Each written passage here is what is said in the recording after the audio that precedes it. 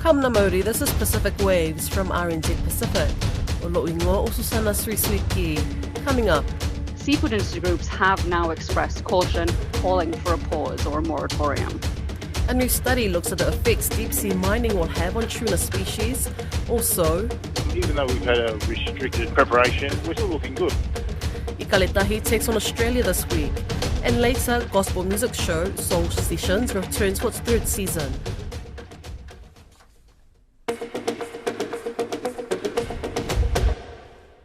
A new study shows that tropical fishing grounds and potential deep-sea mining locations could overlap as tuna species migrate due to climate change. The study, published in Nature NPJ Ocean Sustainability, says the total biomass for big-eye, skipjack and yellowfish tuna in the Clarion-Clipperton zone is predicted to increase between 10 to 31% by mid-century. Potential deep-sea mining could also take place there. Seafood organisations are now calling for a pause on deep-sea mining, including the Global Tuna Alliance, whose industry partners account for roughly a third of the global tuna trade. The lead author of the study, Diva Amon, speaks with Caleb Fotheringham. We know from previous modelling that tuna are migrating eastwards in the Pacific Ocean, away from many Pacific small island developing states' exclusive economic zones into the high seas and eastward. And so we wanted to look into what the overlap might be between potential tuna fisheries in the future and essentially the potential industry of deep seabed mining with this changing ocean as the sort of seascape for it all. And what we found is that these two industries are on a potential collision course set against climate change. We are seeing that big eye, skipjack and yellowfin tuna fisheries are going to increasingly enter the CCZ. Populations there are going to increase but from 10% to 31%, which is a pretty substantial amount.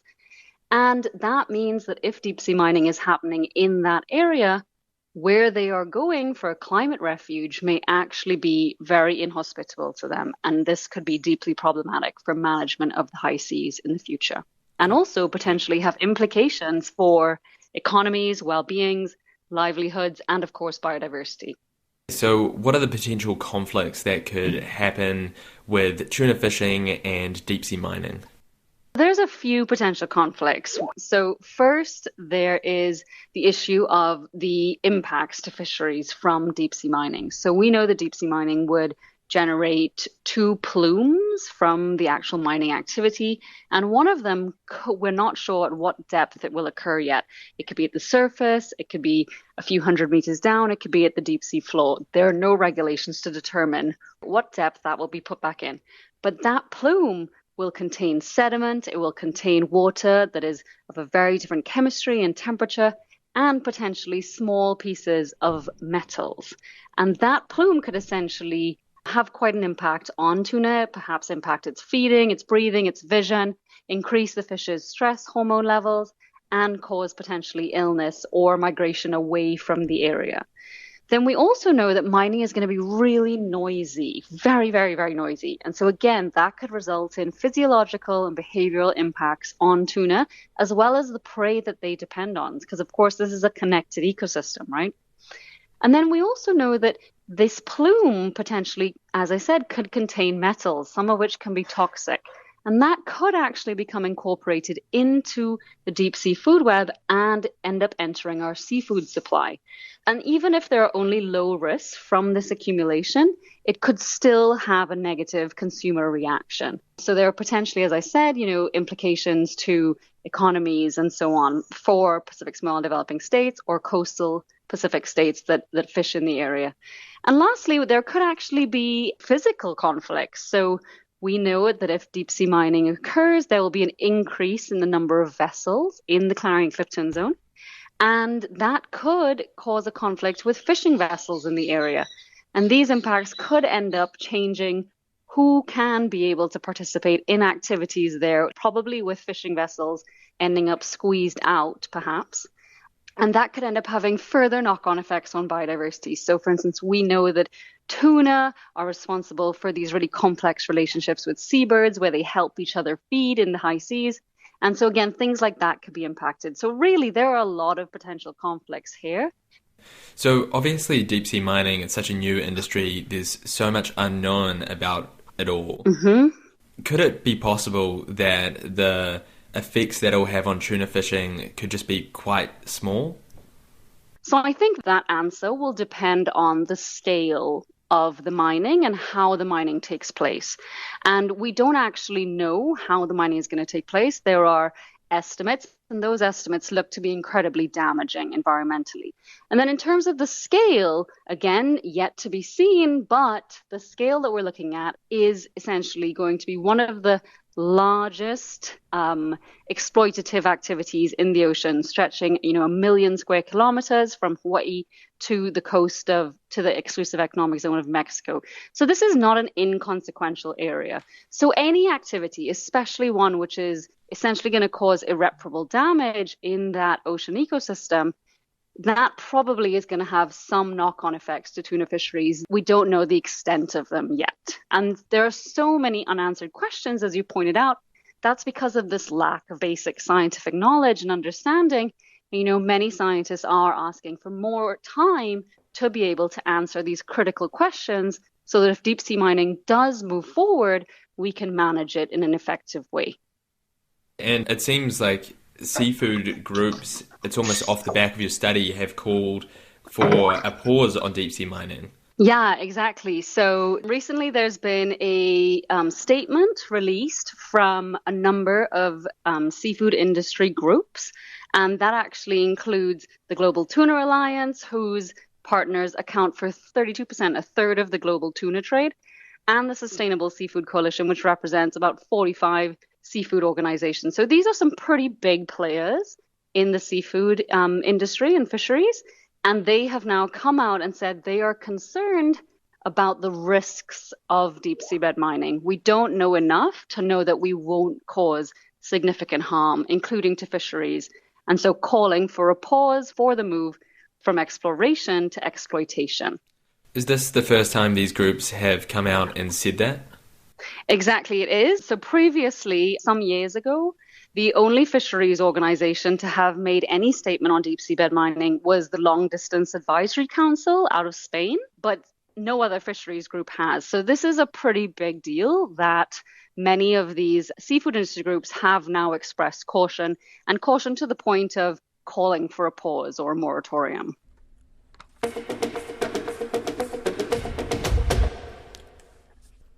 The Tongan Ikale Tahi rugby team meets Australia A in their first Rugby World Cup warm-up game on Friday. Coach Tautai Gefu and his players have had a disrupted camp in Tonga because flights from Europe for some players did not happen until July 10th, 9 days after the camp started in Nuku'alofa. Gefu has named former Wallaby Israel Folau and former All Blacks Trio Malakai Fikitoa, Charles Butau and Vaea Fifita in the starting lineup. Elias Satora spoke with Gefu on the Ikale Tahi's preparations. How has training been in the last 2 weeks for the Ikale Tahi? To be honest, it's been a little bit disruptive. We've had some issues with flights, so we probably missed, half a week, 3-4 days of training, which is disappointing. But, we're doing the best we can to get the boys ready. Do you have all your squad members there now in Nuku'alofa? We got our last player in on Monday, which was we wanted everyone in last Wednesday, but we still got some injured players and some players having babies, so we've allowed them to come in at a later date. They'll probably come in the next couple of weeks, but we've got everyone here that we plan to have here at the moment. Australia A in 2 days' time. How is that looking up for the squad being the first game this year? Yeah, even though we've had a restricted preparation, we're still looking good. The boys, it helps when the players are really professional, really good minded, have high expectations of themselves. So that's helped a lot. And as you know, this is a different group, a much different group than what I've had before. So I'm really looking forward to playing 2 days' time. And, whatever we do that day, I think we're just going to only get better. No? Okay. What are you looking at being the first game for the players in Friday's game against Australia? What are you looking at from the team? Oh, look, obviously we want to perform well, but I think the priority is to really build combinations and connections, really start to execute the way we want to play. We get to the World Cup. That's probably the most important thing. So we have a game plan, and we think, we're 95% sure that that's going to be our game plan. There's going to be a little bit of trial and error, but we're pretty sure that's going to be 95% of our game plan. So we need to practice it. So all these games against Australia, including the PNC, it's time for us to start executing that game plan. When do you go to Fiji for the first PNC game next week? We leave Thursday, so Thursday week, next Thursday. And any word to the fans out there in Tonga? And any words for the fans out there in Tonga for Friday's game? Yeah, man. We've got the best fans in the world. They're crazy, and we absolutely love. There's plenty of space and tickets still left at Del Favour. To all our supporters, please come and watch. Please cheer on the boys. They're really, really looking forward to putting on a big performance in front of their home country.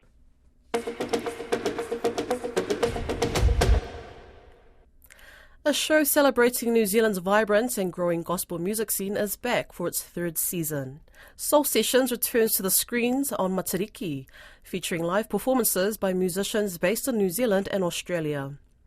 The show was created and is hosted by award-winning Kiwi Samoan singer Sarah Jane Elika, who joins me now. Talofa lava and kia ora, Sarah Jane. Congratulations on the third season of Soul Sessions. How does it feel to have your show come this far? I'm feeling super excited. I mean, this is our third season now, so 3 years we've been developing Soul Sessions, and this season it's just a real continuation of the kaupapa of Soul Sessions. Super excited. What can viewers expect from this season? How will it be different compared to the other two seasons? Well, this season there's quite a lot of established artists that are on the show. So we've got Aries, we've got Mesirika, we've got some non-vocalists as well. So we've got some instrumentalists on the show.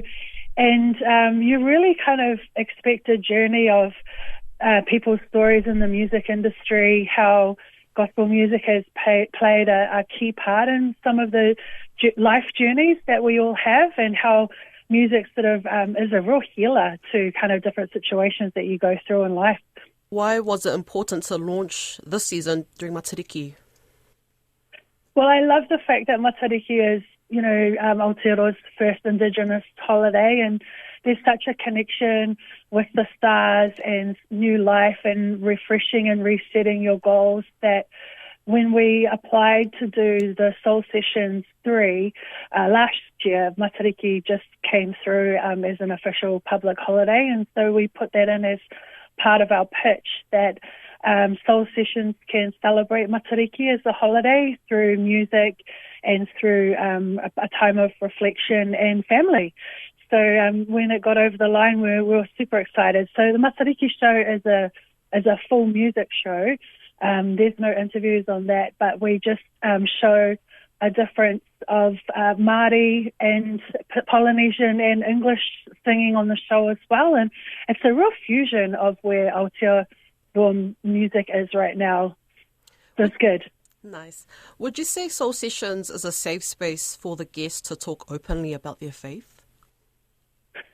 So Soul Sessions is really about the genre of gospel music, and I think I really wanted to bring that genre to life in New Zealand, because it's not just about whether you have a religious background or not. It's connecting a lot deeper to faith and spirituality, and with our Pasifika community, the spiritual side of life is quite alive, and people are really open to talk about that side of the non-scene stuff. And with faith-based music, there's a lot of connection around reaching out for hope, for forgiveness, for reconciliation, and to rejoice and praise. So you've got all these rich elements of gospel music as a genre, and you don't necessarily have to be religious or have a faith background to sing gospel. You know, anyone can sing gospel, but you do recognize when you have a gospel song, you know that there's going to be some entertainment. There'll be either a choir element, laughing, crying. It's a very sort of expressive particular genre of music, and I think in the South Pacific, in Polynesia, Moana Nui a Kiwa, in Aotearoa, New Zealand, we have our own expression of gospel music, which I think the world is ready to hear. Yeah. So just stepping away from the show for a bit, how do you balance all these roles? I mean, not only do you host soul sessions, you're a mum, and you sit on several boards. I mean, where do you find the time? Well, you have to be quite organised. With soul sessions, so we have a great team that has a schedule, and the time management part of getting all the artists in, getting the production team in. There's about 40 or 50 people that are involved behind the scenes, and we shoot the entire show over 2 weeks. And so all the artists come in. We have a TV studio for a specific window. So it's very, very structured in terms of timetabling. And then when the show comes out for the public to see, it happens over 10 weeks. And then there's another play out again on television through our partners. So it's quite staggered, which gives enough time for different people to see the show. Nice. But juggling it all that, it's a lot of time management and a lot of people that believe in the kaupapa of the work that we do. And being nice to everybody, not losing your temper, trying to get along with everybody. Looking towards the future, would you consider having more artists from the Pacific region on the show, or would you even expand soul sessions towards the region? Oh, absolutely. Definitely this season, in terms of its growth, we've brought a couple of artists over from Australia that have been based in New Zealand. So, for example, the boys from Eddie's, named Ve's over in Australia. He came back over onto the show specifically to talk about gospel music. We also have Julie Ta'ale, who was in the group Pacific Soul. She started off in New Zealand, did a lot of collaborations with a lot of New Zealand Pacific artists, and now she's based in Australia. So the goal absolutely is to move into the Pacific region, and I would love to do a soul sessions in different Pacific countries, because I think every island has their own unique culture and their own unique music and arrangement of music as well, and I would definitely love to do that. That's Pacific Waves for today. Don't forget you can listen back on rnzi.com/programs. We're also on Apple, Spotify and iHeartRadio podcasts. From myself and the team here at RNZ Pacific, so far so far.